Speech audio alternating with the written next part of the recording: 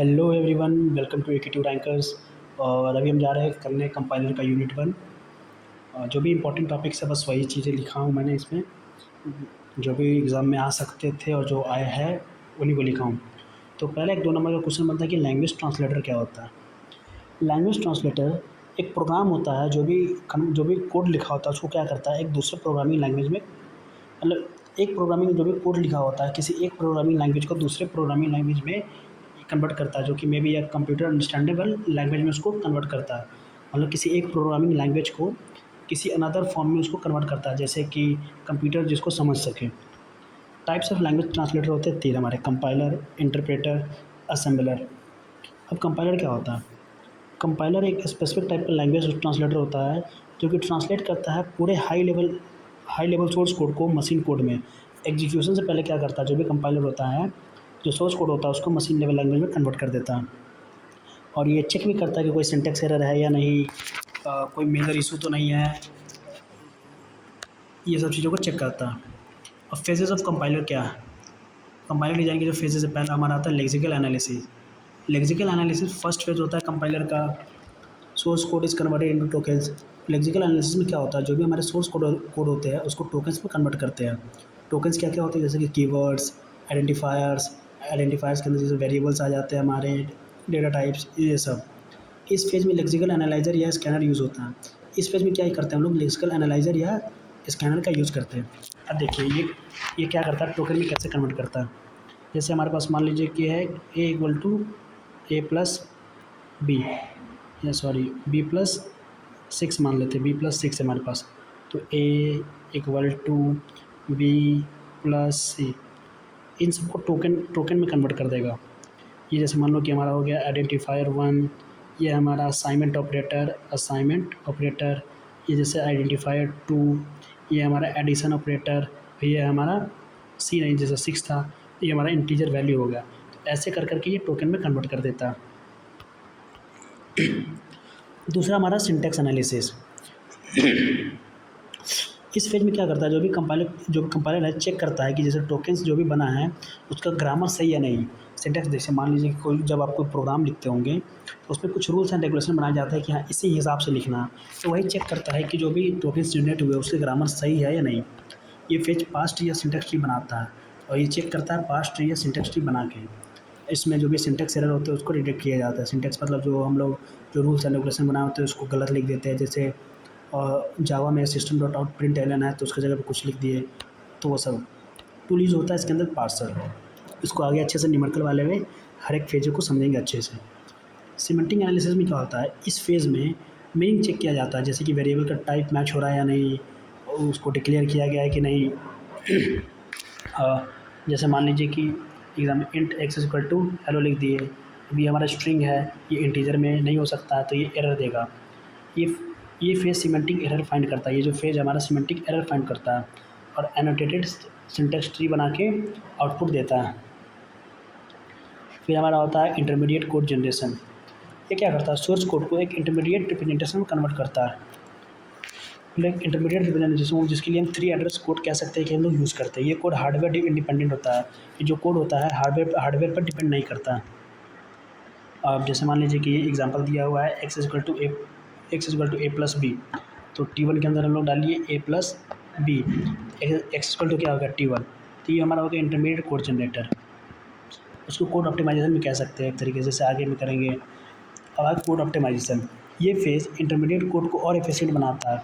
ये कोड क्या करता है, जो भी कोड मतलब जो ये फेज़ होता है, जैसे कि जो भी प्रोग्राम लिखते हैं तो उसमें अननेसेसरी चीज़ को हटा के उसको ऑप्टिमाइज़ करता है, उसकी एफिशिएंसी बढ़ाता है ताकि जो भी एग्जीक्यूशन है कोड का वो फास्ट हो जाए और मेमोरी का यूज़ कम हो।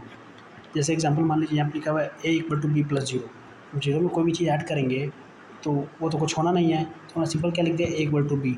ये एक प्लस जीरो एक्सप्रेशन हटा दिया, जो कि मेमोरी भी कम लेगा और फास्ट एग्जीक्यूट भी होगा। अब आता है हमारा कोड जनरेशन। अब ऑप्टिमाइज इंटरमीडिएट कोड को टारगेट मशीन कोड में कन्वर्ट किया जाता है। ये जो भी आउटपुट आता है ये तो असेंबली लैंग्वेज में या मशीन कोड में। अब इसका एक डायग्राम है यहाँ पे, ये छोटा सा, जितने भी फेजेज है जैसे कि लेक्सिकल एनालिसिस, सिंटेक्स एनालिसिस होता है, फिर सिमेंटिक एनालिसिस होता है, फिर इंटरमीडिएट कोड जनरेट होता है, फिर कोड ऑप्टिमाइजेशन होता है, फिर हमारा होता है कोड जनरेशन। अब हम इन फेजेस को अच्छे से समझते हैं। एक न्यूमेरिकल आया हुआ POQs में, और ये बहुत इंपॉर्टेंट है, बार बार आ चुका है, रिपीट हो चुका है बहुत बार। हाँ, जैसे मान लीजिए कह रहा है कि explain in detail the process of compilation for the statement A equal to B plus C into 70। तो पहला फेज क्या था हमारा, लेक्सिकल एनालिसिस। इसमें क्या करते हैं, this phase breaks the output into tokens, sorry input into tokens. ये फेज क्या करता है, जो भी इनपुट है उसको टोकन्स में कन्वर्ट करता है। टोकन्स में कैसे बनाता है, अब देखिए जैसे हमारे पास क्या था, A equal to B plus C into 70 था। A को यहाँ लिख दिया, इसको यहाँ लिख दिया, B को यहाँ लिख दिया, प्लस को यहाँ लिख दिया, C को यहाँ लिख दिया, इंटू को यहाँ, 70 को यहाँ, और यहाँ पे एक सेमी कॉलन भी लगा होगा तो वो भी लिख देंगे। हम सबको एक लाइन से लिख दिए, कुछ छोड़े नहीं। इसको मान लिया आइडेंटिफायर 1, ये हमारा असाइनमेंट ऑपरेटर हो गया, ये आइडेंटिफायर 2 हो गया, एडिशन ऑपरेटर हो गया, ये आइडेंटिफायर हमारा 3 हो गया, ये मल्टीप्लिकेशन ऑपरेटर हो गया, कांस्टेंट हो गया, ये हमारा टर्मिनेटर हो गया। हम पहले फेज में सिर्फ इन सबको एक एक करके लिख देंगे, और ये हमारा identifier 1, identifier 2, identifier 3, assignment operator, addition operator, multiplication operator, ये हमारा कांस्टेंट हो गया, ये हमारा हो गया टर्मिनेटर, जिससे प्रोग्राम टर्मिनेट होता है, मतलब एग्जिट वहाँ पर टर्मिनेट करते हैं। अब दूसरे फेज में क्या करेंगे, हम सिंटेक्स एनालिसिस करेंगे, चेक करेगा जो भी हमारा जो ग्रामर बना है उसका एक सिंटेक्स ट्री बना के कि जो भी सिंटेक्स है सही है कि नहीं। अब देखिए कैसे किया, लिखा हुआ था A equal to B plus C into 100। तो ये कैसे किया, जैसे इक्वल टू ले लिया इधर A, फिर यहाँ पे क्या है प्लस, इधर B, फिर क्या है इधर इंटू, इधर ले लिए C, और यहाँ पे ले लिया हम 70। जो भी ऑपरेटर है उसको एक साइड ले लिए और उसके नीचे ये सब लगाते चलेगा। सिंपल स्टेप 2 में इतना ही कर देना। इतने करने पे हमको 2 या 3 नंबर यहाँ तक मिल जाएंगे हमको।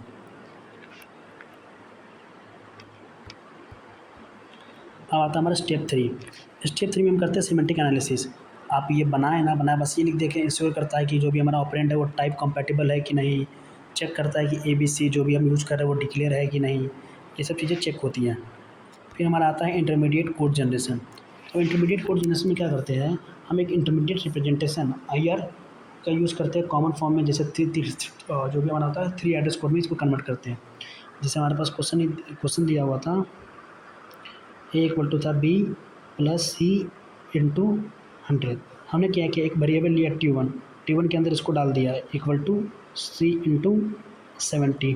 ठीक, अब लिया T2 के अंदर पूरे को डाल दिए, तो T1 में ऑलरेडी ये है तो हमारा हो जाएगा इक्वल टू B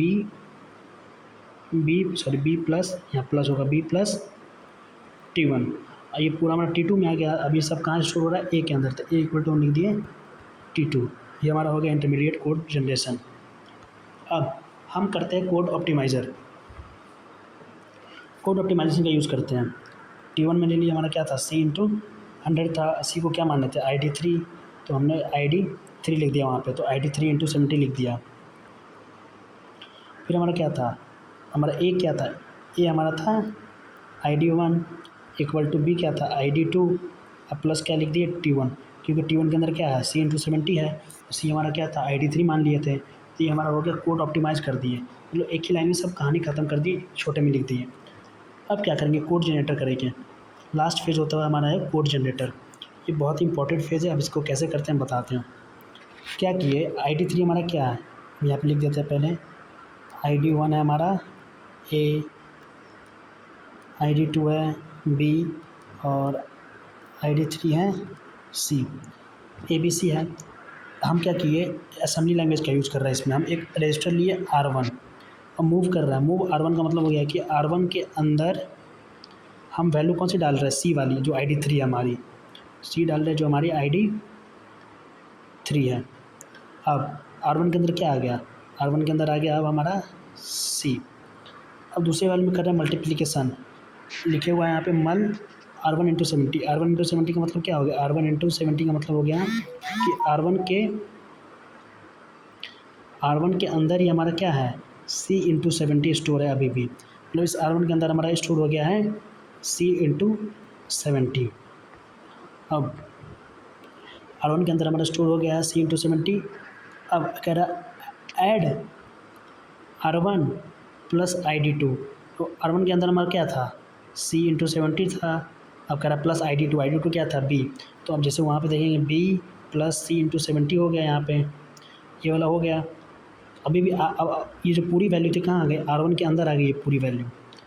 तो अब हम लोग क्या करेंगे, हमको क्या किस में स्टोर करना था, A इक्वल टू था B प्लस सी इंटू, ये पूरा हमारा क्या हो गया R1 हो गया। अब R1 को किस में मूव करना है, मूव करेंगे A के अंदर, हम क्या करेंगे इस R1 को स्टोर कर देंगे और यहीं पे हमारा ये पूरा प्रोसेस ख़त्म। नेक्स्ट टॉपिक है याक। याक क्या होता है, याक का एक फुल फॉर्म होता है येट अनदर कंपाइलर कंपाइलर। ये एक पार्सर जनरेटर टूल होता है। याक क्या है, पार्सर जनरेटर टूल होता है, जो कि मेनली कहाँ यूज़ होता है, यूनिक बेस्ड सिस्टम में यूज़ होता है। जो भी यूनिक बेस्ड हमारे जो ऑपरेटिंग सिस्टम होते हैं वहाँ पे यूज़ होता है। याक का यूज़ करके हम कंटेक्स्ट फ्री ग्रामर के बेस पर एक सिंटैक्स एनालाइजर जनरेट कर सकते हैं। तो हम ये क्या कर सकते हैं, जो भी याक हमारा येट अनदर कंपाइलर कंपाइलर, उसका यूज़ करके CFG के बेस पे, मतलब एक ग्रामर के बेस पे हम एक सिंटैक्स एनालाइजर को जनरेट कर सकते हैं।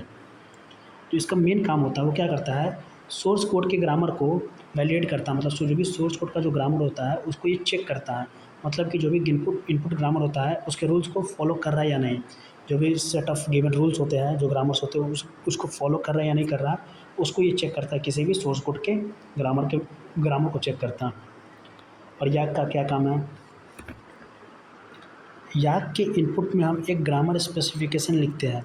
याक के इनपुट में क्या करते हैं, हम एक ग्रामर का स्पेसिफिकेशन लिखते हैं, जो कि मोस्टली किस में होता है, बैकएस नॉर फॉर्म में, BNF में। उसके बाद क्या होता है, देन याक उस स्पेसिफिकेशन को लेके एक सी कोड को पार्सर जनरेट करता है। जो फिर याक क्या करता है, जो भी स्पेसिफिकेशन लिखे है उसके अंदर, उसको लेके एक सी कोड, मतलब सी लैंग्वेज में कोड में एक पार्सर जनरेट करता है, जिसको हम LALR1 पार्सिंग टेक्निक यूज करता है। जो है जैसे जो LALR1 है हमारा, तो वो जो पार्सिंग टेक्निक है उस चीज़ को ये यूज़ करता है, जो भी हम पार्सर जनरेट करते हैं। इस पार्सर का वर्क होता है, मतलब जो इस पार्सर का जो काम होता है कि वो टोकन्स को रीड करे, अनचेक करे कि वो टोकन्स ग्रामर के रूल्स के अकॉर्डिंग है या नहीं। ये कर करता है, ये जो भी पार्सर का जो काम होता है, टोकन को, जो भी टोकन होता है उस टोकन को रीड करेगा और चेक करेगा जो भी टोकन है ग्रामर्स के, वो ग्रामर का जो रूल है अकॉर्डिंग टू रूल्स है या नहीं। अगर सिंटेक्स रॉन्ग होता है तो याक एरर जनरेट होता है। अगर मान लीजिए कुछ सिंटेक्स एरर है तो हमारा याक एरर दे देगा। स्ट्रक्चर ऑफ याक का स्ट्रक्चर क्या क्या होता है, डेफिनेशन सेक्शन होता है जहाँ पे सी का हेडर फाइल सी से डिफाइन होता है। रूल क्या होता है, it specify the grammar rules LHS RHS format, plus एक चेक करता है। फिर यूजर सब रूटीन होता है।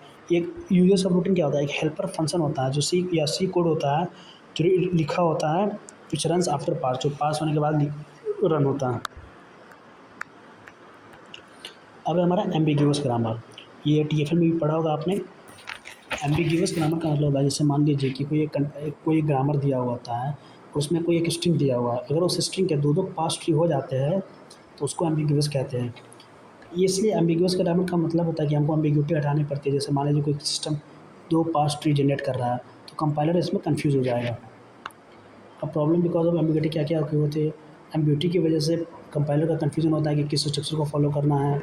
इसीलिए एम्बिग्यूअस ग्रामर को कंपाइलर डिज़ाइन में अवॉइड किया जाता है। एक एग्जाम्पल से समझा रहा हूँ। जैसे मान लीजिए कि हमारे पास एक ग्रामर दिया हुआ है, ई से ई प्लस ई, ई इंटू ई और ई से आई डी, स्ट्रिंग दिया हुआ ये, ठीक। तो हम जैसे मान लेते हैं कि हम अगर LMD यूज करते हैं, LMD यूज किए तो ई लिए, ई से हम पहले ले लिए ये वाला लेते ई प्लस ई ले लिए, ई प्लस ई लिए तो हमारा क्या कर रहा है, I D plus I D into 100। अब LMD ले रहे हैं तो हम लेफ्ट साइड से चलेंगे, इधर आ जाएंगे, फिर हम ले लिए क्या, ई इंटू ई। अब फिर इस ई की जगह पे ID ले लेंगे एक बार, फिर यहाँ पे ID ले लेंगे, जो हमने दिया इस ई की जगह पे ID ले लिए, फिर इस ई की जगह पे ID ले लिए। अब इसको जब ट्रैवर्स करेंगे, देखिए ID plus ID into ID, ये हमारा कौन सा हो गया, पार्स ट्री पहला, मतलब पहला पार्स ट्री बन गया। और ये भी हमारा स्ट्रिंग दे रहा है ये वाला। अब इसको चीज़ को यहाँ पे समझते हैं अच्छे से। अब जैसे मान लीजिए, अब इसमें हम RMD का यूज़ कर रहे हैं, देख रहे हैं कि दूसरा पास ट्री बन रहा था। जैसे मान लीजिए ई प्लस ई लिया था, हम ई से ले लिए ई इंटू ई, इंटू ले लिया और यहाँ से क्या ले लिए ई प्लस ई, और यहाँ से ले लेंगे हम ID, यहाँ से ले लेंगे ID और यहाँ से भी ले लेंगे ID। जब इसको ट्रैवर्स करेंगे हम, जैसे मान लीजिए ट्रैवर्स कर रहे थे, देखिए यहाँ से आए ID plus I D into I D, यही सेम चीज़ आ रहा है। लेकिन देखिए ये वाला डायग्राम और ये वाला डायग्राम क्या अलग अलग है, तो इसी चीज़ को हम लोग बोलते हैं पास ट्री, ये एम्बिग्यूअस। दोनों है तो here both the parse tree are generating same tree, अलग अलग ट्री बन रहा है लेकिन सेम ही स्ट्रिंग जनरेट कर रहा था, इसको हम लोग बोलते हैं एम्बिग्यूअस। अब हमारा आता है लेफ्ट फैक्टरिंग क्या होता है। लेफ्ट फैक्टरिंग एक टेक्निक होता है जो CFG को पार्सर फ्रेंडली बनाने के लिए यूज़ किया जाता है। क्या करता है, एक तरीके का जो भी हमारा कंटेक्स्ट फ्री ग्रामर होता है उसको फ्रेंडली बनाने के लिए यूज़ किया जाता है, स्पेशली जब टॉप डाउन पार्सर और जैसे रिकर्सिव डिसीजन पार्सर के लिए होता है। जब किसी ग्रामर में मल्टीपल प्रोडक्शन सेम प्रीफिक्स मतलब जो पहले वाला होता है, जैसे मान लीजिए ऐसे लिखा हुआ अल्फ़ा इंटू बीटा ए, और एक और लिखा हुआ है बीटा इंटू सी। नहीं सॉरी, यहाँ पे एक चीज़ मान लीजिए और लिखा हुआ है alpha into beta into B. अब टॉप डाउन से आएगा तो यहाँ पे आएगा, यहाँ पे आने के बाद बी लेगा, बी के बाद फिर अगर मान लीजिए ग्राम और उसको अगर इनपुट बी लेना हो तो इस पे आएगा, लेकिन आया इस पे है तो उसको कन्फ्यूजन हो जाएगा। इसको समझते हैं अच्छे से। जैसे मान लीजिए कि यहाँ पे दिया हुआ ए से हमारा एक अल्फ़ा इंटू बीटा और एक है एस इंटू अल्फ़ा बीटा, दोनों प्रोडक्शन सेम प्रीफिक्स मतलब इसमें भी अल्फ़ा है और यहाँ पे भी अल्फ़ा है। जैसे मान लीजिए कि ए से ऐसे आया अल्फ़ा या बीटा 1, तो ए से अल्फ़ा आ गया, अल्फ़ा के बाद बीटा 1 है कि नहीं दिख रहा क्योंकि टॉप डाउन से आ रहा है, ऊपर से आ रहा है तो वो नहीं पता चल रहा। तो हम इसके लिए क्या करते हैं, सिंपली जैसे हम ए से एक बना देंगे, हम मान लीजिए a dash beta 1 and a dash beta 2, और सॉरी गलती बता दी मैंने। हम क्या करेंगे, ए से ऐसे लिखेंगे,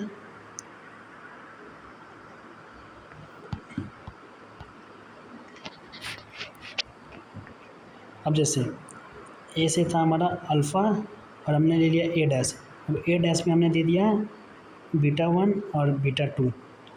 अब देखिए वो आएगा सीधा अल्फ़ा पे आएगा, अल्फ़ा के बाद ए डैश आएगा, ए डैश में से उसको जो चुनना होगा वो चुन लेगा। और ऐसे जब था अल्फ़ा बीटा 1 बीटा 2 तो उसको नहीं पता चल रहा था कि क्या लेना है क्या नहीं लेना। लेकिन जब ऐसे क्या किया, कुछ नहीं किया, बस देखिए यहाँ पे बीटा 1 बीटा 2 था तो यहाँ पे क्या किए, एक नया नॉन टर्मिनल लिए हैं, उसके अंदर हम डाल दिए बीटा 1 या बीटा 2। तो पहले अल्फ़ा पे आएगा, अल्फ़ा पे आने के बाद ए डैश पे आएगा, जब ए डैश पे आएगा तो वो यहाँ आएगा, और यहाँ आने के बाद उसके बाद दो ऑप्शन है जिसको चुनना, अगर बीटा 1 चाहिए तो बीटा 1 चूज़ कर लेगा, बीटा 2 चाहिए तो बीटा 2 चूज़ कर लेगा। तो हमारा आता है बूट स्ट्रैपिंग होता है क्या, ये एक प्रोसेस होता है जिसमें कंपाइलर को खुद, बूट स्ट्रैपिंग क्या होता है, जैसे जो कंपाइलर होता है ना उसको उसी की लैंग्वेज में उसको लिखा जाता है ताकि वो, इसमें क्या लिखा हुआ, बूट स्ट्रैपिंग एक प्रोसेस है जिसमें कंपाइलर को खुद उसी लैंग्वेज में लिखा जाता है जिसको वो कंपाइल करता है। जैसे मान लीजिए जिस प्रोग्रामिंग लैंग्वेज को वो कंपाइल करता है तो उसी कंपाइलर को बनाने के लिए हम उसी लैंग्वेज का इस्तेमाल, जैसे मान लीजिए कि कोई एक कंपाइलर है जो जावा को कंपाइल कर रहा है, तो जो जावा को कंपाइल कर रहा है और उस कंपाइलर को बनाने के लिए हम लोग जावा का इस्तेमाल करेंगे, यानी हम एक कंपाइलर लिखते हैं उसी प्रोग्रामिंग लैंग्वेज जिसका वो कंपाइलर है।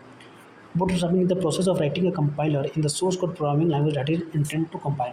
वही चीज़ हो गया कि जैसे मान लीजिए कि ये प्रोग्राम है कोई सिस्टम डॉट आउट प्रिंटलन, इसको हम कंपाइल करना है, कंपाइल करने के लिए जो कंपाइलर यूज़ होगा, ये कंपाइल किसको कर रहा है, जावा प्रोग्रामिंग लैंग्वेज को।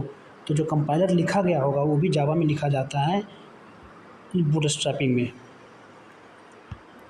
मान लो तुम एक सी कंपाइलर बना रहे हो, जैसे मान लो कि तुम सी कंपाइलर बना रहे हो और उस कंपाइलर का सोर्स कोड भी सी लैंग्वेज लिखा गया है, जो सी को कंपाइल कर रहा है जो कंपाइलर, उसका जो कंपाइलर है वो भी सी लैंग्वेज में लिखा गया है, उसी को बोलते हैं बूटस्ट्रैपिंग। जैसे कि इस केस में तुम्हारा कंपाइलर सी कंपाइलर में इस सेल्फ को कंपाइल करेगा, दिस इज कॉल्ड बूटस्ट्रैपिंग, उसी को बूटस्ट्रैपिंग कहते हैं। सिंपल समझते हैं, बूटस्ट्रैपिंग का मतलब होता है जो कंपाइलर किसी प्रोग्रामिंग लैंग्वेज को कंपाइल कर रहा है वो कंपाइलर उसी लैंग्वेज में लिखा गया होगा, बस। ये किस लिए किया जाता है, ताकि जो एक सेल्फ होस्टिंग कंपाइलर क्रिएट कर सके। कंपाइलर के ऑप्टिमाइजेशन को टेस्ट करने के लिए यूज़ किया जाता है, पोर्टेबल कंपाइलर को डेवलप करने के लिए यूज़ किया जाता है। अब हमारा आता है क्रॉस कंपाइलर क्या होता है, क्रॉस कंपाइलर वो कंपाइलर होता है जो एक सिस्टम पर रन होता है, मतलब जो एक सिस्टम पर रन होता है जैसे कि होस्ट मशीन हो गया, लेकिन दूसरे सिस्टम टारगेट मशीन के लिए कोड जनरेट करता है। जैसे मान लीजिए कि मेरे पास दो सिस्टम है, एक है सिस्टम 1, एक है सिस्टम 2। कंपाइलर इस पे तो रन इस पे होगा सिस्टम 1 पे, लेकिन ये कोड जो जनरेट करेगा, जो टारगेट कोड जनरेट करेगा वो सिस्टम 2 के लिए करेगा। उसको क्रॉस कंपाइलर कह रहा है। जैसे मान लीजिए कि मेरे पास विंडोज़ है और मेरे फ्रेंड के पास मैक ओएस है। तो विंडोज़ पे हम क्या किए, कंपाइलर है, इस पर वो सिस्टम एग्जीक्यूट हुआ। जो एग्जीक्यूट हुआ तो ये क्या किया, जो टारगेट मशीन कोड है वो किस में कन्वर्ट किया, वो मैक ओएस के लिए किया। वही चीज़ होता है बस। A cross compiler is a compiler that runs on a machine but generate code for another machine. मतलब एक मशीन पर रन होता है कंपाइलर जिसमें वो है, लेकिन जनरेट करता है कोड किसके लिए, दूसरे मशीन के लिए। सपोज तुम्हारे पास एक विंडोज सिस्टम है, लेकिन तुम्हारे कोड क्रिएट करना है रेस्पर पाई के लिए, मतलब जो रेस्पर पाई है जो एक कंप्यूटर सिस्टम होता है उसके लिए करना है। तो हम क्या करेंगे, यहाँ पे क्रॉस कंपाइलर का यूज़ करेंगे। बहुत इंपॉर्टेंट टॉपिक है लेक्स। लेक्स क्या होता है, लेक्सिकल एनालाइजर जनरेटर टूल होता है जो टोकन जनरेट करता है। जो इसका काम होता है सोर्स कोड को टोकन में ब्रेक करना। जो लेक्सिकल एनालाइजर यूज़ करते हैं वही एक तरीके से ये क्या करता है, सोर्स कोड में इसको कन्वर्ट करता है, ब्रेक करता है, जो हम कंपाइलेशन प्रोसेस वाले में पढ़ रहे थे, जैसे कि कीवर्ड्स, आइडेंटिफायर्स, नंबर्स, सिंबल्स, इन सब में। अब लेक्स कंपाइलर का यूज़ क्या क्या है, लेक्सिकल एनालिसिस में यूज़ होता है। जैसे मान लीजिए कि लेक्स, जैसे इनपुट दिए लेक्स रूल्स .15, आउटपुट देगा C code for lexical analyser lex dot Y Y dot C. Lex tool mainly compiler के फ्रंट एंड में यूज़ होता है। जो लेक्स टूल होता है मेनली कहाँ यूज़ होता है, कंपाइलर के फ्रंट एंड में। अब फॉर्मेट ऑफ लेक्स कंपाइलर क्या होता है, ये भी बहुत इंपॉर्टेंट है।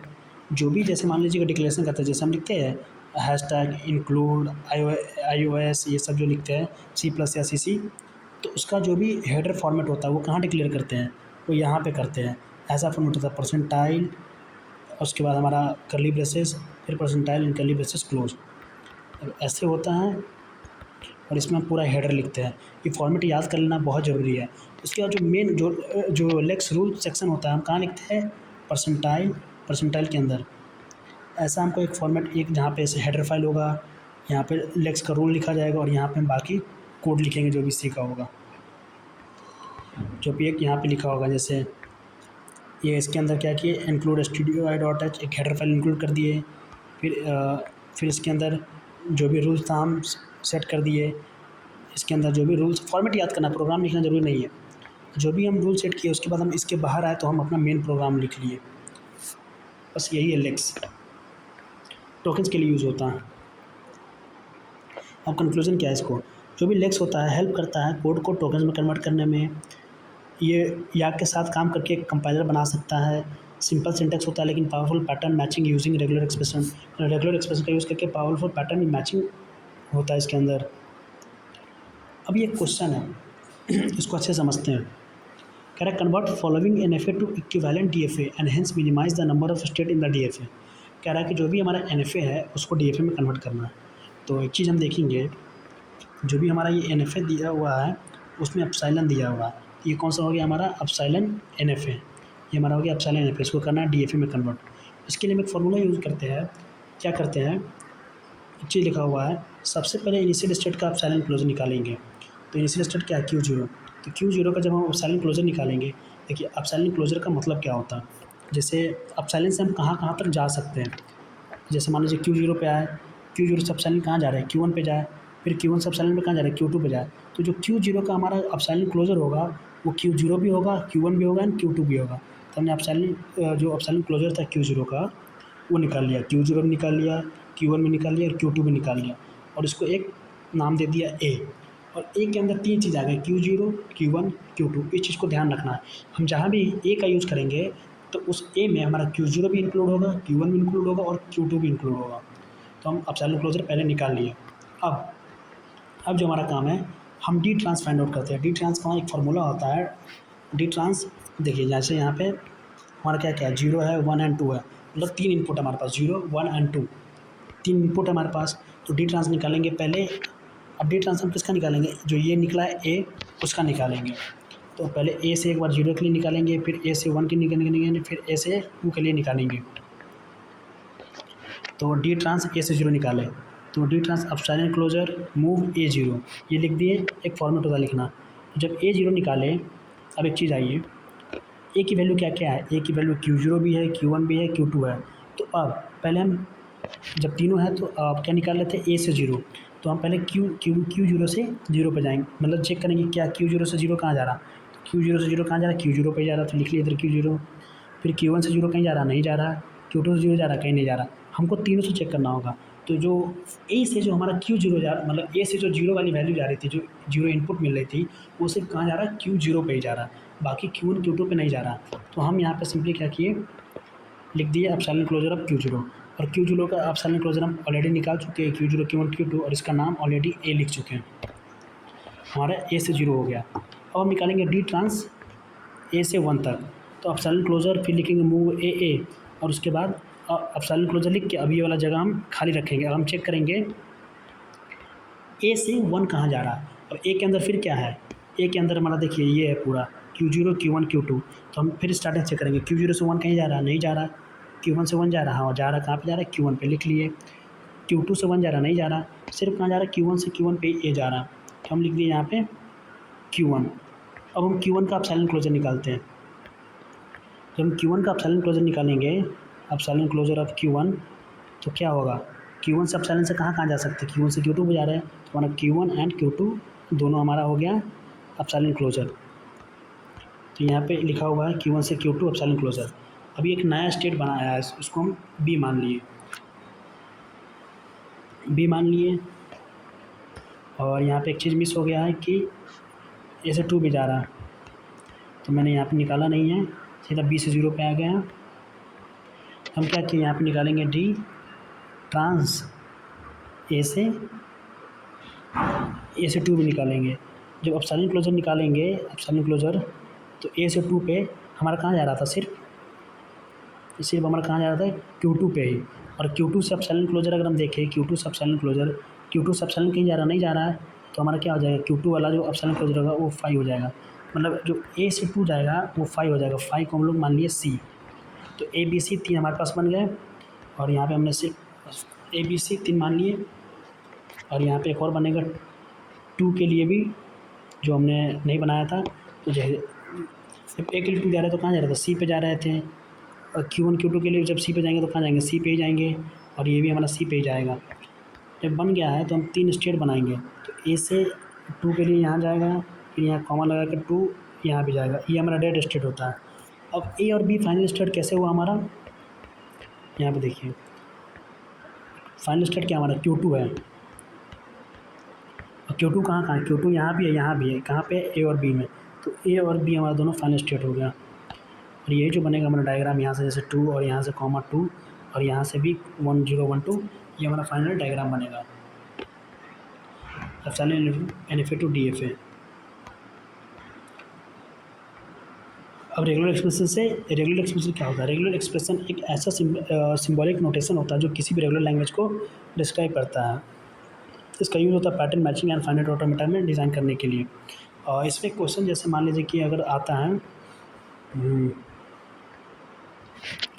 जैसे मान लीजिए कि क्वेश्चन ए प्लस बी का स्टार और सी बी दे दिया हुआ, तो इसको हम NFA में, या जो इसका NFA कैसे कन्वर्ट करेंगे। तो ए प्लस बी का मतलब क्या हो गया, एक क्यू जीरो ले लेंगे, ए प्लस बी का स्टार है मतलब ए बी का कोई भी कॉम्बिनेशन, तो ए बी का कोई भी कॉम्बिनेशन। फिर यहाँ से कहाँ जा रहा है, क्यू वन पे जा रहा है, लेकिन कुछ नहीं है तो यहाँ पे क्या लिख देंगे, 5 लिख देंगे।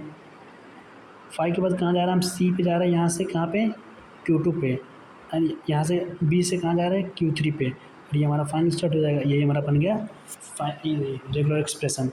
बहुत ईजी है, देख लेना है। और एक क्वेश्चन जो रह जा रहा है वो हमारा NFA टू DFA न्यूमेरिकल के लिए हम अलग से वीडियो बना दे रहे हैं। जो भी न्यूमेरिकल आया है यूनिट 1 में उसके लिए एक अलग से वीडियो बना दे रहे हैं, न्यूमेरिकल सॉल्व करके उसको अपलोड कर देंगे। तब तक के लिए जितने थ्योरीज थे यूनिट 1 में, और एक क्वेश्चन बहुत ज़्यादा इंपॉर्टेंट है, वो है relationship between regular expression and finite automata. वो थियोरेटिकल है थोड़ा सा, दोनों एक दूसरे से हाईली कनेक्टेड होते हैं। इन सब चीज़ों के बारे में लिखना, एक बार पढ़ के उसको देख लेंगे अच्छे से। और यूनिट 2 अगर पॉसिबल हो पाती है तो थोड़ी देर में मैं अपलोड कर दे रहा हूँ, जितना भी हो पाएगा उतना कर दे रहा हूँ। तब तक के लिए bye and best of luck for your exam.